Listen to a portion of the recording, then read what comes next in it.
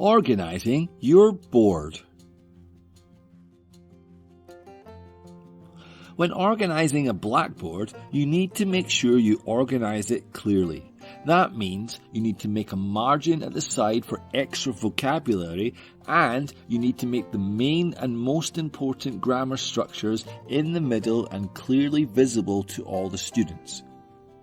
You also want to create a title at the top to show the topic, and you want to try and make it interesting by using colours or bullet points. You can group similar vocab or grammar together. Colours for verbs, for example, adjectives and nouns. Finally, you don't need to overcrowd the board. This is a trap that many teachers fall into. You don't need to write everything down. If it gets too messy and cluttered, then the main point and focus will be missed by the students.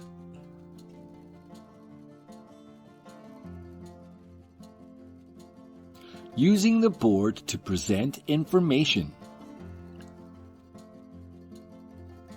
We need to make use of the board in a variety of ways to help present our information clearly and make sure it's visible and engaging for our students. There are many different methods that we can use, and I'm sure that you can think of some of your own as well. Here are some methods that I use often in my classes. Underlining words. If you have a couple of sentences and you want to describe some of the vocabulary within the sentences, you can use the underlining technique.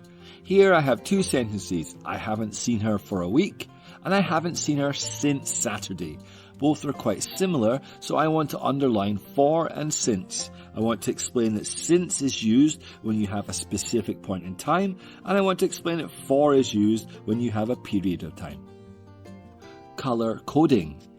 This is a very simple and effective technique that makes use of the whole brain method. This is where you can colour all the verbs green, you can colour all the adjectives red, and you can colour all the nouns blue. Using this colour coding method, you can help students retain the information better. Circling or shaping.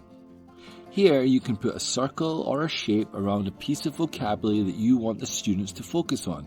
Here we are focusing on articles: a book, a table, an egg, a dog. Asterisks. Asterisks is very similar to underlining the words. You can highlight a word and write the meaning at the bottom of the board. Arrowing. This is good for connecting vocabulary. You can use it for tenses, past tense to present tense to past tense. Here I've used it for pluralizing: shelf, shelves, wolf, wolves, wife, wives, and so on.